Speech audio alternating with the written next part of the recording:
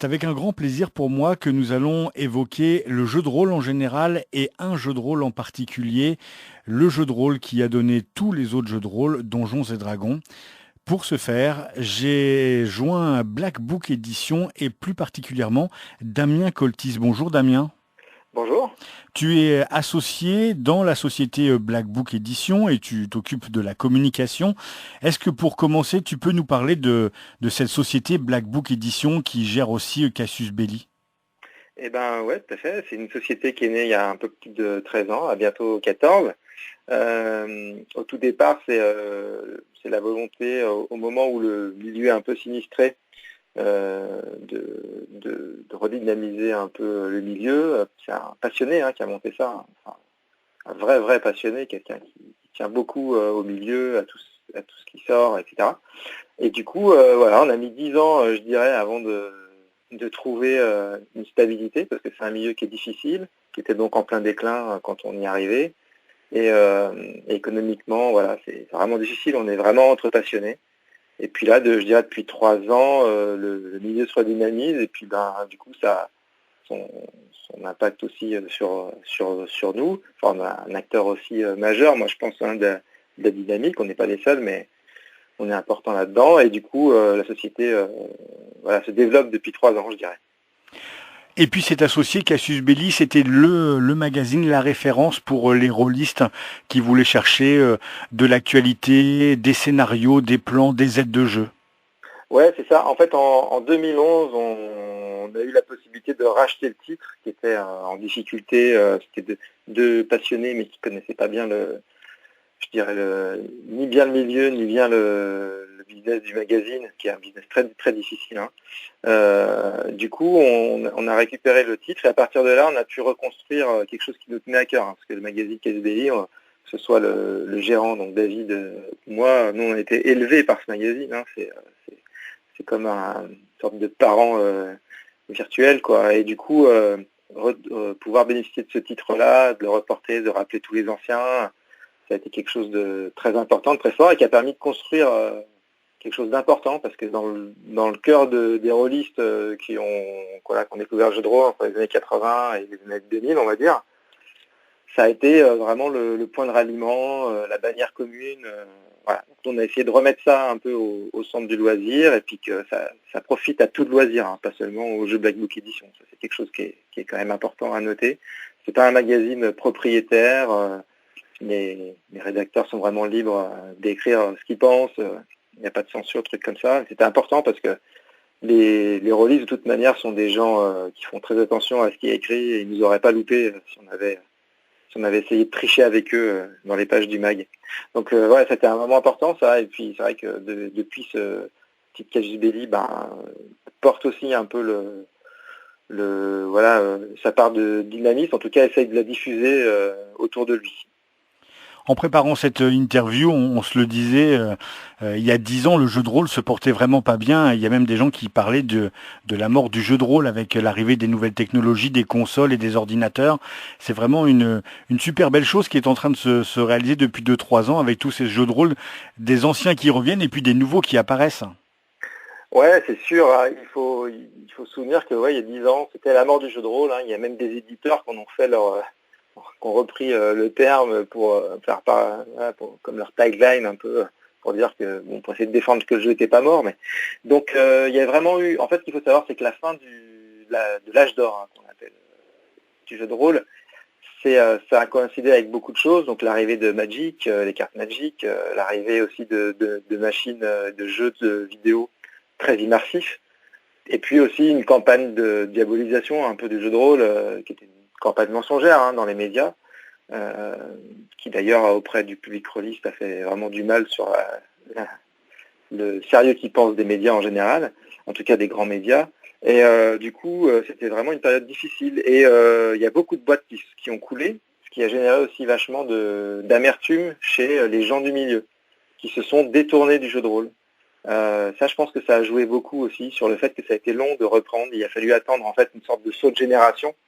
Donc une génération nouvelle arrive, nous comme d'autres, pour relancer tout ça. Et ça a été 10 ans difficiles. Mais là, depuis 3 ans, il se passe plein de belles choses. Déjà parce que la génération, justement cette génération qui a été élevée dans le jeu de rôle arrive dans les métiers, aux âges où ils peuvent décider des contenus, etc. Donc il y a plein de gens qui réassument de faire du jeu de rôle, qu'en parlent. Il y a des séries télé, je ne sais pas si vous avez entendu parler de Stranger Things, la série américaine qui est sortie l'été dernier, je crois sur Netflix, et qui a cartonné, où les héros sont des gamins qui jouent au jeu de rôle. Enfin, bref.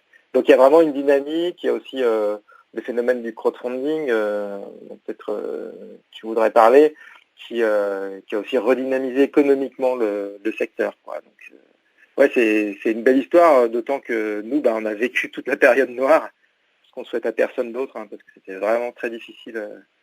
On n'était que deux pendant toute cette époque-là, et c'était vraiment très très difficile.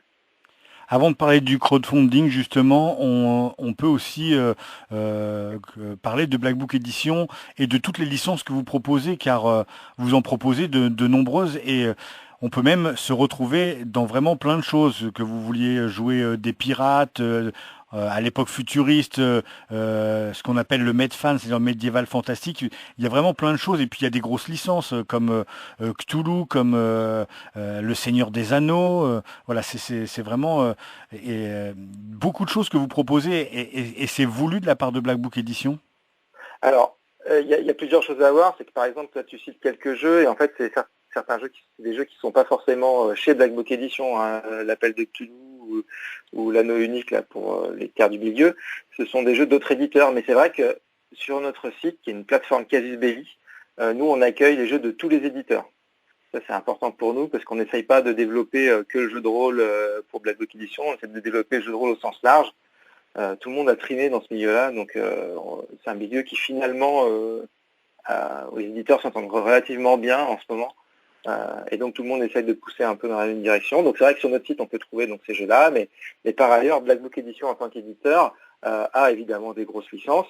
On est souvent un peu caricaturé gentiment, bien sûr, sur le fait qu'on fait énormément de médiéval fantastique. Alors il faut savoir que médiéval fantastique c'est aussi le genre le plus porteur commercialement parlant en France. Donc on fait beaucoup de médiéval fantastique. Nos grandes licences pendant ces dernières années, c'était évidemment Pathfinder, qui était une déclinaison de Donjons et Dragons qui a marché très très fort avec des belles campagnes. Mais il y a aussi des jeux maison franco-français comme Chroniques oubliées, qui est actuellement le jeu français qui se vend le mieux dans les boutiques. Voilà, on a d'autres licences qui ne sont pas dans le Medfan, bien sûr. On a Shadowrun, qui est vraiment un univers de jeu fantastique, qui est un univers qui mélange ce futur, l'esprit cyberpunk, à la magie. Donc ça, c'est vraiment un grand univers qui a d'ailleurs été aussi développé, adapté en jeu vidéo. On a des jeux futuristes comme Eclipse Phase, enfin bref, un jeu western fantastique, Deadlands. Enfin, on a une telle galerie que là je peux pas tout vous citer, mais il y a énormément de genres, donc les gens peuvent se retrouver dans le genre qui leur plaît, quoi. Il y a vraiment pléthore de possibilités, donc voilà, libre à chacun de choisir en fonction de ses goûts personnels. Là aussi où on parle de vous gentiment, c'est le crowdfunding, car vous êtes quand même une boîte qui propose énormément de jeux de rôle en crowdfunding, c'est-à-dire que vous proposez régulièrement de participer à ces campagnes pour pouvoir acquérir les jeux avant qu'ils sortent en boutique. Ouais, c'est ça. Alors c'est un phénomène qui a commencé à se développer aux États-Unis il y a 3-4 ans maintenant. Le principe, c'est vraiment de proposer aux gens de précommander en quelque sorte un jeu. Mais grâce à ce site de précommande, on arrive à rassembler une communauté forte, à intéresser les gens, parce qu'en fait, au fur et à mesure que la campagne amasse des précommandes, l'argent qui est là va débloquer des paliers qui vont permettre d'améliorer les produits ou même de proposer des produits gratuits, etc. Ce qui fait qu'en fait, c'est gagnant-gagnant, quoi. C'est-à-dire, il faut bien contrôler, bien sûr, tout l'aspect financier d'une telle opération, mais plus il y a de gens qui viennent, plus il y a aussi de cadeaux ou de meilleure qualité des produits, et donc plus les gens ont envie d'investir dedans. Et donc il y a une sorte de phénomène d'entraînement qui dynamise chaque campagne et du coup permet d'avoir énormément de produits de grande qualité, tout éditeur confondu d'ailleurs. Alors pour Black Book Edition, donc on a développé notre propre plateforme et on accueille d'ailleurs sur cette plateforme aussi d'autres éditeurs. Et c'est vrai que nous, on fait pratiquement on appelle ça, nous, en français, les précommandes participatives. On en fait pratiquement une par mois. Mais il faut savoir qu'on produit tellement de choses que ça ne concerne pas l'intégralité de notre catalogue pour autant. Il y a toujours des sorties directement en boutique. Voilà, parce que c'est beaucoup de travail aussi, une précommande participative. Donc on réserve soit des projets très difficiles à financer, soit des projets où on veut vraiment proposer une grande qualité, plein de matériel supplémentaire, avec ce qui n'est pas forcément possible. C'est vrai qu'avant, quand il n'y avait pas le crowdfunding, c'était par exemple impossible de produire des cartes de jeu, des boîtes, etc. Autour d'un livre. C'est vraiment trop compliqué. Et du beau matériel. Ouais, du beau matériel. Et là maintenant, grâce à ça, c'est possible. Donc voilà, c'est vraiment un phénomène intéressant pour nous, hein, c'est sûr. Et puis la communauté s'est rassemblée autour de ça. Ça a vraiment régénéré de l'attention, de l'intérêt et de l'enthousiasme. Ce qui manquait depuis 10 ans.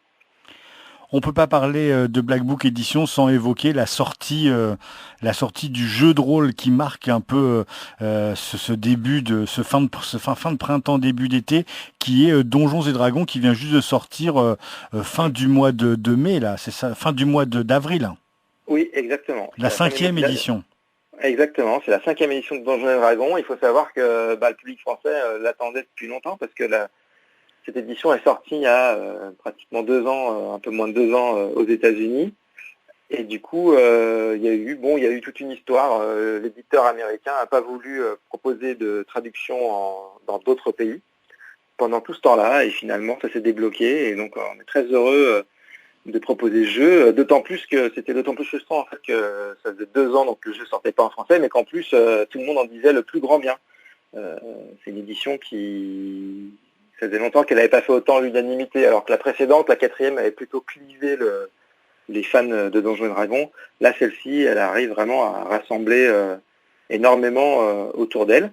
Donc c'est une très belle édition. Et donc le premier ouvrage vient de sortir, c'est le manuel des joueurs. Hein. C'est le seul qui est vraiment indispensable, je dirais, pour jouer.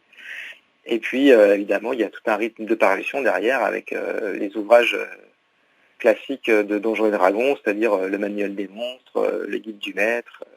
Tout ça va sortir dans les mois qui arrivent. En fait, le manuel des monstres sort ce mois-ci, à la fin de ce mois-ci, si tout va bien. On attend la livraison des ouvrages, mais voilà. Et puis, le guide du maître sortira le mois prochain. Il y a juste une petite particularité, c'est que l'éditeur, pour que ce soit toutes les éditions mondiales, n'a pas voulu que le nom de l'ouvrage soit modifié. C'est-à-dire que l'ouvrage français s'appelle Player's Handbook, par exemple, pour manuel des joueurs. Avec un sous-titre en français. Voilà, donc nous, on s'est quand même tous battus pour avoir un sous-titre dans notre langue, donc on a réussi à imposer le sous-titre dans notre langue, mais voilà, une petite particularité, ça peut prêter à confusion pour le public qui rentre en boutique. Bon, heureusement, les vendeurs dans les boutiques sont bien au courant du problème, donc font l'effort d'informer les clients, et puis bon, il y a le sous-titre quand même qui permet d'orienter. C'est une particularité de cette édition. On peut dire que la version 3.5, qui était la dernière, une des dernières, a vraiment très très bien marché chez Donjons et Dragons, que la 4e, comme tu le disais, avait fait un flop terrible, et que depuis 2 ans, en fait, il y avait les règles étaient disponibles gratuitement sur Internet. On pouvait les télécharger, les consulter, et même que cette version 5, ils ont demandé la participation de la communauté. Donc c'est vraiment des règles qui sont faites pour les joueurs. Oui, alors il y a eu un grand playtest, effectivement, pour travailler sur les règles. Et puis il y a donc une partie des règles qui sont disponibles gratuitement sur Internet. Il y a un document de référence, un SRD comme on dit, qui est disponible. C'était le cas déjà sur la version 3.5 et c'était une des raisons aussi pour laquelle cette édition avait beaucoup marché, c'est que n'importe quel joueur de jeu de rôle qui souvent a une imagination débridée et aime bien créer des choses lui-même, peut s'emparer des règles, inventer de nouvelles règles à partir de ça, décliner ses règles.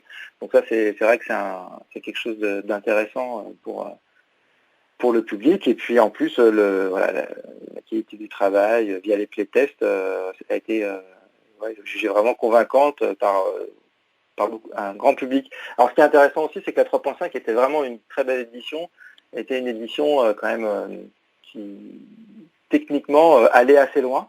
Et là, sur la 5e édition, ils ont réussi à trouver un équilibre qui permet d'aller relativement loin, de ne pas être déconnecté complètement des habitudes de la 3.5, mais revenir à quelque chose de plus simple aussi, nettement plus simple. Et donc, pour découvrir le jeu, cette édition-là est plus accessible. Donc ça, c'est vachement intéressant à un moment où beaucoup de gens s'intéressent au jeu de rôle, où il y a des jeunes qui veulent débuter dans le jeu de rôle. Ça, c'est vraiment un aspect intéressant de cette 5e édition. Je le disais en préparant pareil cette interview, je compare ça un peu à Marvel qui, avec la sortie de ses licences au cinéma, avait sorti une collection Ultimate pour réintéresser les jeunes qui avaient pas envie de racheter les 30 ou 40 années de comics qui étaient sortis. C'est un peu ça Donjons et Dragons, c'est maintenant ceux qui ont connu Donjons et Dragons à l'époque du coffret rouge, il y a 25 ou 30 ans, ils ont des enfants et que ces enfants ont peut-être envie maintenant de découvrir le jeu de rôle et de découvrir Donjons et Dragons. Cette version 5, elle est faite pour eux. Ouais, c'est exactement ça. Je pense que ça faisait partie de leurs idées aussi, hein. C'est-à-dire cette espèce de besoin générationnel d'arriver à satisfaire un peu tout le monde, parce qu'il faut toujours garder sa base, hein. Les fans de base qui ont toujours été là, qui ont toujours suivi Donjons et Dragons, il faut les garder, et en même temps proposer quelque chose qui va réintéresser un nouveau public. Et c'est vrai que même dans le rythme de parution, il y a beaucoup moins de sorties que par le passé. Et donc, pour quelqu'un qui aime le jeu de rôle, mais qui n'est pas forcément riche, c'est possible de suivre toute la gamme, par exemple. Alors qu'avant, c'était pratiquement impossible. Il fallait vraiment avoir beaucoup d'argent pour arriver à acheter tout ce qui sortait pour Donjons et Dragons. Donc ça, il y a vraiment un travail sur l'accessibilité qui est là, et notamment une boîte d'initiation aussi qui est faite, et qui est vraiment très peu chère, qui chez nous devrait sortir en juillet. C'est moins de 30 €, c'est même bien moins de 30 €. Bref, c'est vraiment, voilà, il y a un travail sur l'accessibilité, et avec aussi des projets de films que chez Sony, je crois, je ne me trompe pas, ou non, ils ont racheté à Sony, enfin bref, il y a un studio hollywoodien qui prépare un nouveau film Donjons et Dragons, dont on espère qu'il sera beaucoup mieux que tous ceux qui ont été réalisés par le passé. Mais bon, il y a des Wizards of the Coast et Hasbro, hein, parce que c'est l'éditeur américain, en fait, c'est le grand groupe Hasbro, a déjà travaillé sur d'autres licences en film, genre comme Transformers par exemple, qui marche très bien. Donc on peut imaginer que cette fois-ci, ce sera quand même beaucoup mieux. Et tout ça va faire que peut-être il va y avoir une génération qui va s'intéresser au jeu. Donc il faut qu'il y ait un bel outil à leur disposition. Et c'est le cas donc avec cette 5e édition de Donjons et Dragons. On rappelle le Player's Handbook, le guide du joueur, est déjà sorti, et que vont suivre le guide du maître. Avant, il va y avoir le guide du monstre à la fin du mois de mai.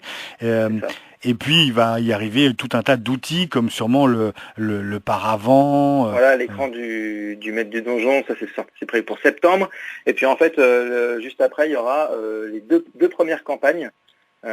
Donc les campagnes, c'est des suites de scénarios à faire jouer. Et donc la première des deux, ce sera Curse of Strahd, qui se passe dans un univers d'horreur un peu qui s'appelle Ravenloft, qui est un univers célèbre du jeu. Donc une campagne un peu culte, voilà. Ça, ce sera pour septembre. Et puis ensuite, il y aura Out of the Abyss, qui est une super campagne. Il s'agit de s'échapper de l'ombre-terre. L'ombre-terre, c'est tout ce qui se passe sous terre, avec des elfes noirs et des choses comme ça. Donc il y a deux belles campagnes qui sortiront ensuite. Et Black Book Edition, ce n'est pas que Donjons et Dragons, il y a sûrement de l'actualité aussi à venir. Je sais qu'en ce moment, il y a une campagne participative pour le jeu de rôle Chill, qui est aussi une réédition d'un vieux jeu de rôle. Il y a d'autres choses comme ça qu'il faut guetter chez Black Book. Alors j'invite tout le monde à aller voir effectivement sur la page participative, parce qu'il y a plein d'éditeurs qui proposent des choses. Donc là, tu parlais de Chill, c'est nos amis de Daka Games qui proposent ça. Nous, on est entre deux projets, là, rien qui vient de se terminer, parce on a fait un projet tourné uniquement sur les PDF Pathfinder pour démocratiser un peu l'usage du PDF et soutenir aussi une association d'aide aux enfants malades ou en situation de handicap. Enfin, il y a pas mal d'actions. Et puis, voilà, il y a plein d'autres projets à venir. Sur les projets participatifs, je pense qu'il faut vraiment aller jeter un œil, parce qu'il y a tellement de choses que ce serait difficile de résumer là. Et puis après, nous, notre actualité d'éditeur, vraiment, mis à part Donjons et Dragons, qui est le gros truc du moment, c'est le suivi évidemment de nos gammes, mais on a aussi notamment deux univers très sympas qui sortent en coffret dans un bel objet. Le premier, c'est Beast and Barbarians, qui est un univers de Sword and Sorcery, on va dire à la Conan, ça parlera à tout le monde, qui est vraiment un jeu très bon, magnifiquement illustré, et puis aussi l'adaptation de la ville de Lankhmar, qui est une des villes les plus célèbres du médiéval fantastique et de la littérature fantasy en fait. C'est Fritz Leiber qui a écrit le cycle des épées, qui a développé cette ville dans les années 30. Donc c'est une ville célèbre qui avait été adaptée de nombreuses fois en jeu de rôle aux USA, mais jamais en France. Là, il y a un coffret complet qui sort là-dessus. Ça c'est l'actualité chaude, et puis évidemment voilà, suivi de toutes nos gammes, Shadowrun, que sais-je encore, je ne sais pas. Et puis il y a évidemment Casus Belli, il y a un nouveau numéro qui va apparaître dans le courant du mois. On peut s'abonner à Casus Belli, faut le dire. Ça permet aussi Oui. de pouvoir recevoir les PDF. C'est quelque chose que vous proposez. D'ailleurs, on va glisser deux mots sur cette sacoche sympatoche dans un instant. Mais avant, tu peux nous parler de l'abonnement à Casus Belli? Ouais, l'abonnement à Casus Belli, c'est important pour un éditeur d'avoir des abonnements. Parce que c'est ce qui permet d'avoir une stabilité financière pour produire un magazine. Produire un magazine, c'est pas facile. Nous, on n'est pas vendu en kiosque, parce que c'est un milieu qui nous paraissait trop concurrentiel, trop difficile, qu'on avait déjà testé par le passé avec notre magazine, et voilà, on avait vu qu'il y avait quand même beaucoup de soucis là-dedans. Donc on est vraiment vendu dans les boutiques spécialisées, ce qui fait que c'est difficile de toucher les gens. Donc l'abonnement, c'est vraiment un moyen de nous soutenir, de recevoir le numéro avant qu'il soit en vente ailleurs, et surtout de recevoir, c'est ce que tu disais, le PDF en avant-première. C'est-à-dire que bien avant que le magazine soit envoyé par la poste, les abonnés reçoivent le PDF. Ils peuvent déjà l'utiliser. Et puis c'est vrai que c'est assez pratique. Ça, c'est quelque chose qu'on a développé pas mal sur notre site, c'est que de proposer des précommandes où le PDF de l'ouvrage que vous achetez, de l'ouvrage papier, le PDF est offert avec. Ce qui permet d'avoir les deux supports. C'est très pratique quand on part en voyage. Donc on ne peut pas forcément amener tous ses bouquins. Les deux supports gardent leurs intérêts. Nous, on tient beaucoup à continuer de préserver l'ouvrage papier. On n'est pas pour la disparition de l'ouvrage papier. Mais par contre, c'est vrai que le PDF, c'est aussi très bien. Ça a de nombreux usages. Et puis on pratique sur le PDF des tarifs bas qui permettent aussi aux gens qui des fois en hésitent avant d'acheter un jeu. C'est souvent des gros investissements. Les ouvrages de jeux de rôle, c'est facilement 50 €. Donc c'est vrai que d'avoir un PDF à 10 €, ça permet de donner sa chance à quelque chose et puis de voir ensuite si on a envie d'acheter en version papier. Et puis le jeu de rôle n'est pas allergique aux nouvelles technologies. Maintenant, il y a beaucoup de maîtres de jeu qui se servent de leur tablette ou de leur ordinateur pour mettre de l'ambiance et pour avoir tout à portée de clic au lieu d'avoir à feuilleter un manuel. Ouais, tout à fait. Donc il y a beaucoup d'usages comme ça. Et puis il y a même des gens qui jouent maintenant sur des plateformes, des tables virtuelles en fait, qui jouent avec des gens qui sont éloignés de plusieurs centaines de kilomètres. On se rassemble, il y a une table virtuelle sur l'écran, les gens parlent et on peut jouer comme ça online. Et il y a de plus en plus de gens qui adoptent cette méthode-là, qui est très pratique pour se rassembler régulièrement malgré les contraintes d'emploi du temps. Et puis on ne pouvait pas se quitter sans évoquer cette sacoche sympatoche Pathfinder qui est un super geste envers l'association Sourire d'enfants. Oui, ça c'est un projet auquel on tenait depuis longtemps, c'est-à-dire que il faut savoir que on est à la fois des passionnés, mais aussi on s'efforce en tout cas du mieux qu'on peut avec nos petits moyens de respecter des principes moraux qu'on a en nous. Et notamment, ça fait longtemps qu'on voulait soutenir des associations, dans l'idée aussi que le jeu, c'est pas une activité comme une autre. C'est une activité conviviale où on partage des choses humaines. Et donc, on voulait essayer d'aider comme ça. On a rencontré... On s'est intéressé par hasard à l'association Sourire d'enfants. Donc, il se trouvait que leurs locaux étaient basés dans la ville où moi je vis. Je suis pas exactement... Black Book est situé à Lyon, mais moi je vis pas tout à fait à Lyon. Donc, c'était vraiment un heureux hasard. Et on les a rencontrés et on avait vu faire ça aussi aux États-Unis, des projets comme ça où notre partenaire en fait américain sur Pathfinder avait fait une sorte de sacoche sympatoche comme ça, avec aussi des dons pour une association caritative. Donc on s'est dit que c'était un bon moyen à la fois d'inciter les gens à s'intéresser quand même au PDF. C'est vrai qu'on est sur le PDF, les gens sont beaucoup moins tournés vers le PDF qu'aux États-Unis. Alors nous, on aime bien préserver le papier, mais on veut quand même qu'il y ait un bon équilibre entre les deux. Donc voilà, on intéresse bien avec ça. Et puis en même temps, du coup, c'est des produits PDF, c'est des produits où il n'y a pas l'impression à payer, par exemple. Il y a moins de frais, donc il y a un peu plus de marge. Donc on s'est dit, pourquoi pas partager ça avec une association et puis sensibiliser les gens, en fait, tout simplement à des choses comme ça un peu humaines, quoi. C'est ne pas perdre notre humanité ni notre passion dans une société qui se développe, et on sait très bien qu'il y a toujours une logique de société, c'est compliqué. Est-ce qu'on pense qu'à l'argent ou pas? Il faut forcément penser à l'argent pour que la société soit viable et stable et qu'elle se développe, et en même temps il ne faut pas y perdre son âme non plus. Donc c'est un bon moyen à la fois pour nous de garder notre âme, et puis à la fois de continuer de sensibiliser les gens du jeu à pas être de simples consommateurs. Et comme cette opération a très bien marché, hein, on peut voir sur le site que vous avez collecté plus de 26 000 euros, on peut très bien imaginer que c'est une opération qui sera renouvelée.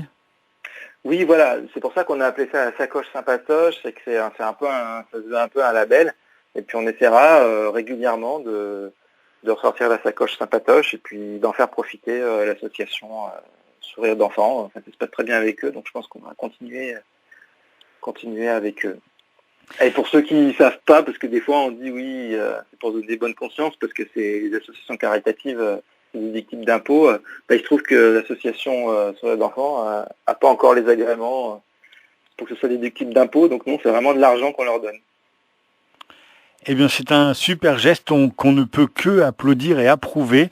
Merci Damien Coltis. Je rappelle que tu es un des associés de Black Book Édition Cassius Belli et que tu es chargé de la communication. On invite vraiment les gens qui nous écoutent à aller sur le site black-book-édition avec un s.fr, et là on retrouvera tout ce que vous proposez, et on peut bien sûr s'abonner à Cassius Belli le mag. Merci beaucoup.